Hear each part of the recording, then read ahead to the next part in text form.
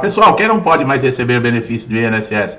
Isso mesmo, chega um momento aí que tem umas normas internas aí que fica até difícil. E nós já falamos, né? O INSS, ele não é muito transparente, ele não dá muita informação ao segurado. Não é à toa que nós estamos aqui todos os dias trazendo esclarecimento, conteúdos para vocês, para ajudar, para tirar dúvidas, para dar conhecimento, para você saber lidar com essa máquina INSS, que é uma questão muito preocupante, né? Quem aí nunca esbarrou em normas, critérios internos, está, por exemplo, com a concessão do benefício em avaliação, em análise, não sai disso, não consegue entender como é que funciona as negativas de benefício, a incapacidade, quando ela é considerada ou não. E outra coisa, né? Quando que o INSS considera, por exemplo, incapacidade ou deficiência? Quando acontece isso, o que muda para o segurado? Nós vamos tratar tudo isso aqui nesse vídeo, tá? Sobre o contexto aí de incapacidade e deficiência, que são conceitos, né, distintos do INSS.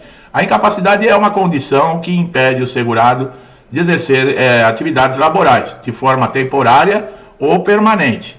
A deficiência já é diferente, ela refere-se a uma condição de limitação física, mental, intelectual ou sensorial que afeta o segurado de uma maneira prolongada e duradoura, incapacitando o dia a dia e a participação plena na sociedade.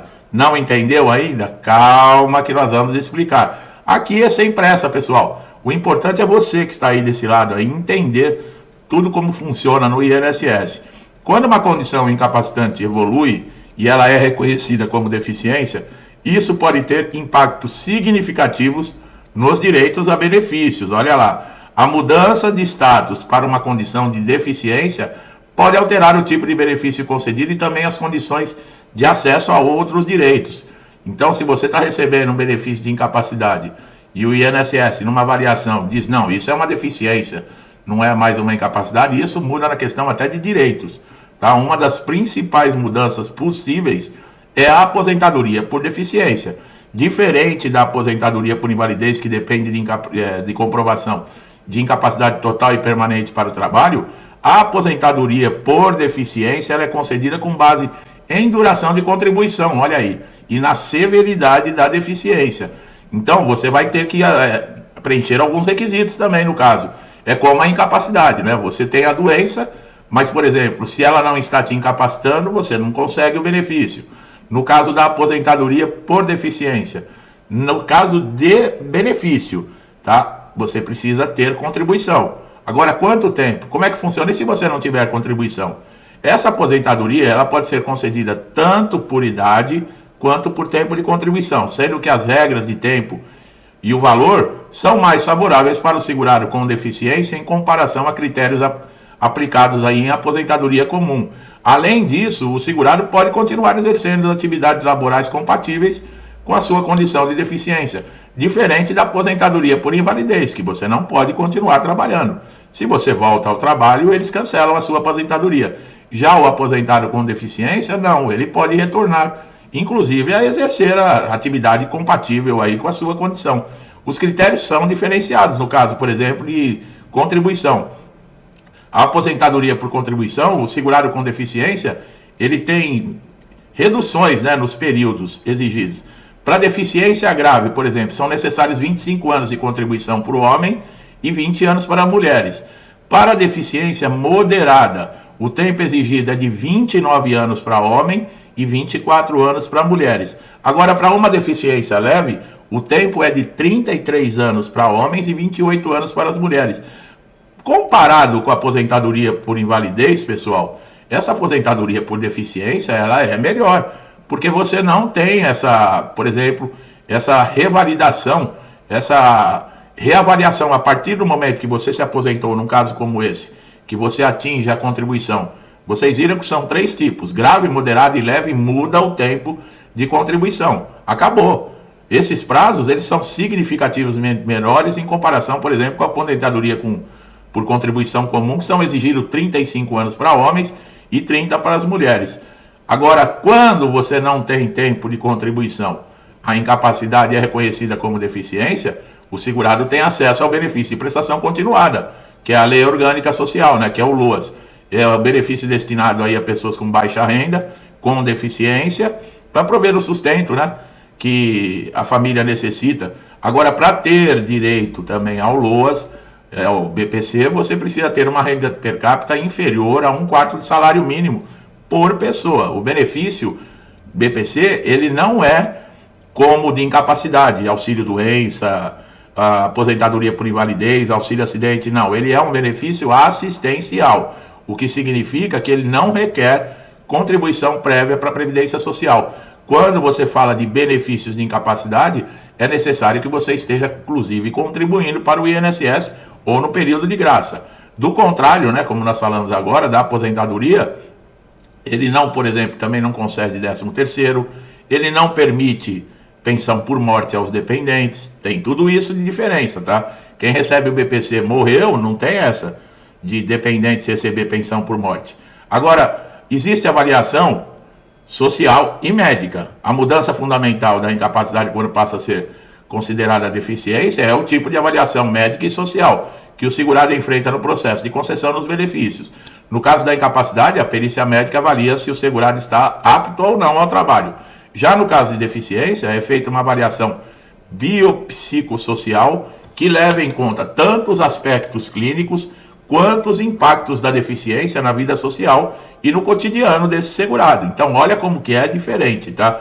Essa avaliação biopsicossocial prevista na lei, ela é a inclusão da pessoa com deficiência, que é mais abrangente, que pode consultar em decisões aí mais favoráveis para esse segurado, já que considera essa integração e limitação por longo prazo, tá? Agora, direitos adicionais dessas pessoas com deficiência, a isenção de impostos nas compras de veículo, acesso a cotas de emprego, facilidade de acesso a financiamentos, por exemplo, de moradia, gratuidade em transporte público, são alguns benefícios, né? Se nós podemos chamar de benefício, já que a pessoa está com deficiência. Agora, quando a incapacidade de um segurado é reconhecido como deficiência, não apenas o tipo de benefício vai mudar, mas também o acesso a direitos adicionais que visam promover aí, por exemplo, inclusão social e melhoraria na qualidade de vida. Coisas que, por exemplo, para aposentadoria por invalidez não são efetuadas, né? Portanto, se você conhece alguém que passou da incapacidade, por exemplo, para deficiência, fique atento às mudanças. O INSS e as suas restrições com relação a benefícios de incapacidade, tem muita gente sofrendo com isso, tá? Vem adotando medidas cada vez mais rigorosas para a concessão de benefícios de incapacidade, como auxílio-doença, aposentadoria por invalidez. Isso ocorre devido à grande pressão, né, que o INSS está tendo pelo aumento de pedidos de benefício. Então, o que eles estão fazendo? Eles estão levando em consideração com maior rigidez muitos casos. Então, isso também está refletindo na justiça, porque essas categorias que são mais afetadas, por exemplo, quem tem doença crônica e não é considerado incapacitado, ao longo do tempo vai precisar do benefício de qualquer jeito. E esses pacientes, por exemplo, com doenças como diabetes, hipertensão, transtornos mentais, são frequentemente alvos de indeferimentos também de benefícios. O argumento que é para ver a condição se ainda persiste a nível de deixar esse segurado recebendo benefício de incapacidade. O grupo que sofre com essas novas regras é as doenças degenerativas, que, do contrário do que muitos pensam, nem sempre resultam numa concessão imediata de um benefício. O INSS alega, em fases iniciais ou intermediárias dessas doenças, que o segurado ainda é capaz de trabalhar, mesmo na condição que ele esteja, né? E o INSS utiliza também um conjunto de critérios internos para avaliar a concessão desses benefícios, entre eles critérios, por exemplo, de recuperação funcional. Mesmo com alguma limitação física ou psicológica, são considerados aptos a retornar às atividades profissionais menos exigentes ou têm o benefício negado. Isso inclui pessoas que passaram por tratamento de visão, apresentaram alguma melhora e ainda não possam voltar ao trabalho para desempenhar o que faziam anterior. Esses exames médicos baseados em normas genéricas, muitas vezes os médicos peritos do INSS seguem normas e protocolos internos que consideram específicos para cada caso. Isso significa que o segurado com uma doença grave e incapacitante pode ter seu tratamento de uma maneira superficial, resultando na negativa do benefício. A tecnologia da inteligência artificial, que nós já falamos, o uso do algoritmo para revisar documentação, padrões de comportamento, Inteligência artificial vai automatizar, né, pessoal, decisões que muitas vezes podem ser incorretas. Essas análises automatizadas podem não capturar aí o impacto real da incapacidade na vida do segurado. Quer dizer, eu já falei, pode agilizar, por exemplo, um pedido de benefício que está em análise. Essa fila de mais de 2 milhões de pessoas aguardando. Sim, mas também, em alguns casos, ela vai ser rígida e vai ser prejudicial. Infelizmente, essas negativas feitas pelo INSS são revertidas, como eu falei, na justiça. Né? Todo segurado que se sente injustiçado dos seus direitos contraditos pelo INSS vai procurar a justiça. E nesses casos, a justiça também está tendo um problema grave. São 6 tribunais regionais federais e o país inteiro, só em 2023, foi 4 milhões de processos contra o INSS. A justiça também, ela não é de qualquer jeito, ela tem que seguir a lei. E ela leva em consideração o impacto social da incapacidade na vida da pessoa, quer dizer, as condições que por que não permite que a pessoa trabalhe.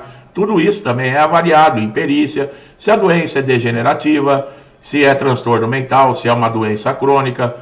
Tem tudo isso, a justiça não é assim como no INSS. E outra, geralmente eles tentam colocar um perito especializado naquele problema do segurado para que faça um laudo técnico com relação a isso, para o juiz ter um entendimento do que está acontecendo na vida desse segurado. Muitas vezes nós já falamos que tem segurados que estão numa situação tão difícil que não podem ficar aguardando 2 anos a justiça. Nós estamos falando de 2 anos agora. Se continuar aumentando o ritmo de processos contra o INSS na justiça, logo logo nós vamos estar falando de 5, 6, 7 anos para você conseguir um benefício de incapacidade. Muitos vão morrer e o processo vai continuar lá na justiça. Então é uma coisa muito difícil. Falar, vamos ter paciência, né, com relação ao processo judicial. É igual o INSS, vamos ter paciência. Mas vamos nos colocar no lugar de quem está, por exemplo, doente, lesionado, sofreu um acidente, está sem renda, está impossibilitado de trabalhar, muitas vezes está dependendo de família, de parente. Como você vai poder pedir para uma pessoa dessa ter paciência? Você que está ali assistindo, no lugar nessa condição que eu acabei de falar, se você estiver nessa condição, e eu vou falar para você, não, tenha paciência que tudo vai se resolver. Você manda a pessoa para onde? Eu também mandaria, para esse lugar que nós estamos pensando juntos. Não tenha dúvida disso. Você está sem dinheiro, família passando necessidade, dependendo de favores, querendo ou não, quem é independente se sente humilhado. E outra, as pessoas também têm os compromissos delas. Não dá para ficar assumindo a vida de todo mundo. É uma situação muito difícil. E o segurado, muitas vezes, ele não pode ficar aguardando exatamente por isso, nós já falamos. O juiz pode antecipar a sentença? Pode. Ele pode, por exemplo, conceder uma tutela, que é essa pessoa começa a receber o benefício antes do encerramento do processo, antes da sentença. Não é obrigado. E outra, você tem que ter elementos fortes para apresentar para o juiz, para mostrar essa necessidade. Então, não é garantido para todo mundo. Quer dizer, é uma situação cada vez mais difícil.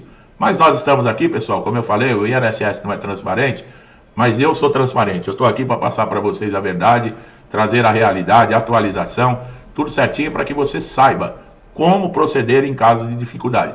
Tá bom, meu amigo e minha amiga que estão chegando aqui a primeira vez no canal, sejam muito bem-vindos, tá? Aproveite todos os nossos conteúdos, pessoal, é de graça, não paga nada. Isso você vai ter só informações atualizadas, tá? Gostou do nosso trabalho? Dá um like aqui nesse vídeo, não deixe de compartilhar também. Outra dica legal, se inscreva no canal e ative o sininho de notificação para todas as notificações. O YouTube não está entregando vídeo para todo mundo, tá terrível a coisa.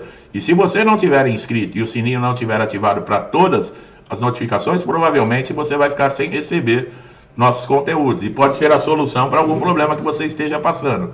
Então não deixe de fazer isso agora. Meu amigo e minha amiga, muitos comigo desde o início do canal, meu muito obrigado, que Deus abençoe a casa, a vida, a família de vocês com muita paz, saúde, prosperidade, alegria, tudo que eu desejo para mim e para minha família, eu desejo em dobro a todos vocês. Eu deixo um forte abraço e até os próximos vídeos.